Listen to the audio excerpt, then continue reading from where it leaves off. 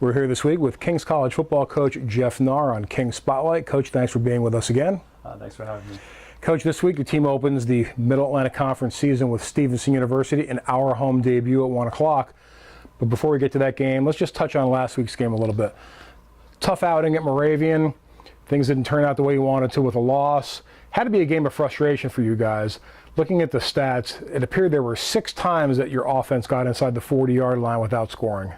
Yeah, I mean, we struggled to get into a rhythm, and then we had opportunities, and then didn't take advantage of those opportunities. And a lot of times it comes down to who makes the fewest mistakes wins, and we made more mistakes than Moravian. And looking at the film, a lot of things were correctable, and we need to do a better job first down offensively, and things were there, and we just didn't execute.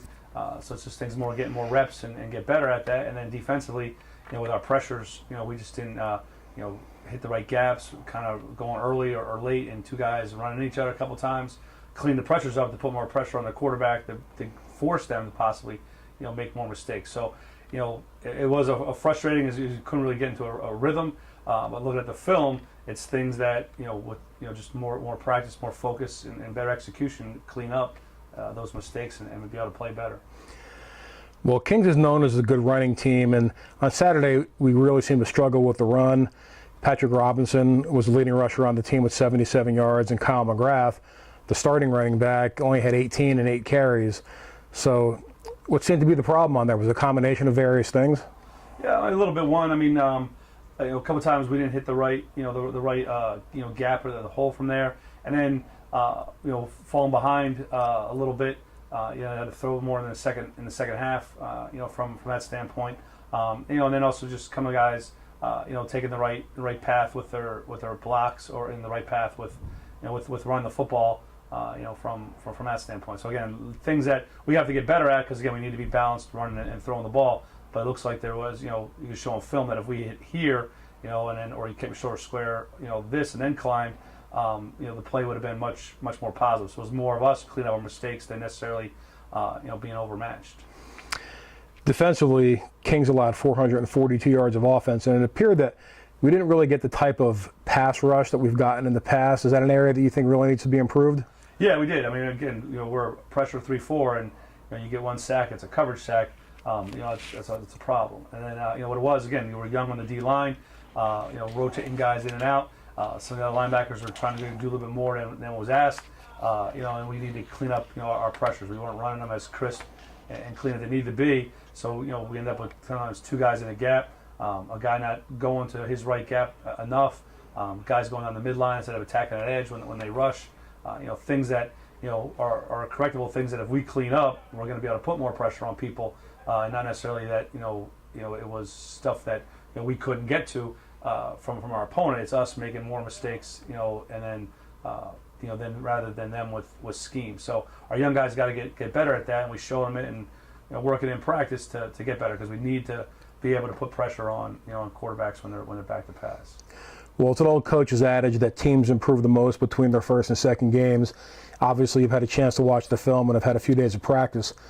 What has the team morale been like, and what type of improvement have you seen since that last game? The morale's been good. I think because they saw in film and they realized, the younger kids got a taste of college football, and then we got to play a lot of kids because of the heat. So that's going to help get them on the field. That's the fastest way you're going to improve, by a chance to play. So a lot more guys played Saturday and maybe anticipated. And then the older guys kind of saw that they didn't play as well, or they tried to do more than what's asked of them. And if everyone just does their 1/11th, they'll be fine. And last night was probably one of our better Tuesdays that we ever had. It was very a spirited practice, but also from an execution for a Tuesday, it was very high. Well, now looking ahead to this week's game, the Monarchs will be making its first home appearance against Stevenson University in the MAC opener for both teams. Stevenson won their first game last week with a 40-19 win over North Carolina Wesleyan. What did you see on the film from Stevenson? Yeah, they have a lot of guys back on both sides of the ball. It's a lot of familiar faces from there. Offensively, they had a new quarterback who played a half, and then the quarterback who played most of the game against us last year played the second half. But both did very well. They operated that read type of an offense, making decisions whether to pull the ball, hand the ball off, who to throw it to, threw things on time. They have very good speed athletic. On the offense side of the ball, the running back's back, and he had a good day running the ball, and he's one of the better backs in the conference because he's got good vision and quick and athletic. And defensively, they're all back, and again they're an athletic defense that runs to the football well, and they're big and physical. So a similar challenge last week with a veteran team coming in. That again it's going to probably boil down to who makes the fewest mistakes.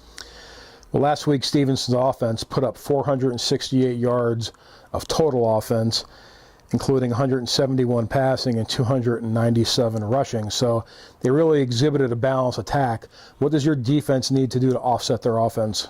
I would say when you play these read spread type offenses, it's assignment football. So we have a guy who's designed for the running back. We have a guy for the quarterback.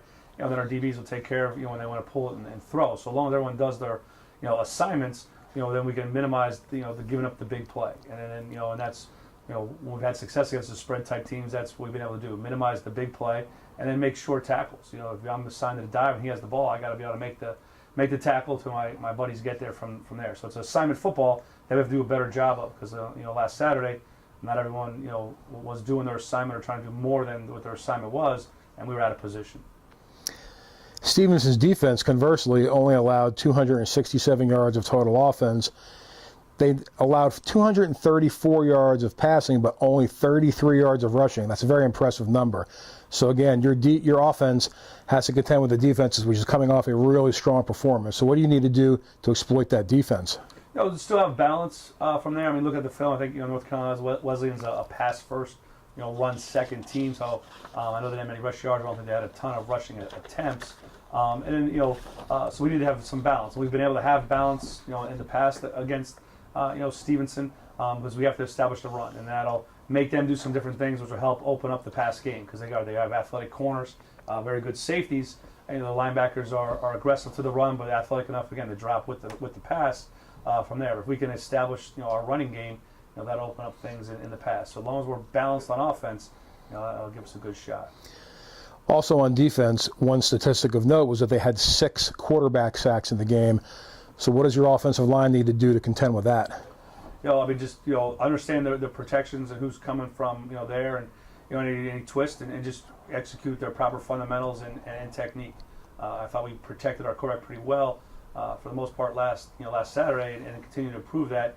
As again, these guys they're strong, but then they're athletic and quick.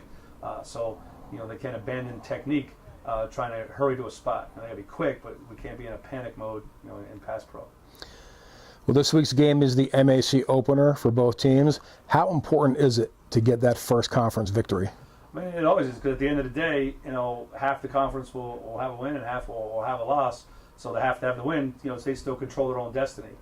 In the NCAA, the automatic bid goes to the champion. So long as you're, it stay to that top, then you control your path to possibly the playoffs from there. So to get that first win, is huge, because then we first will have a tiebreaker over Stevenson, and then we still control our destiny as everybody else is in front of us from there. As only a handful of teams make it as a runner-up, and it's been a few years since the MAC has had a runner-up in there. So the odds are only one's going to go. So you got to try to win them all and take them one at a time. Coach, that's all the time we have for today. Thanks again for being with us. And this week, the Kings College football team makes its 2014 home debut against the visitors from Stevenson University at 1 p.m. at McCarthy Stadium. Thanks, Coach. Thank you.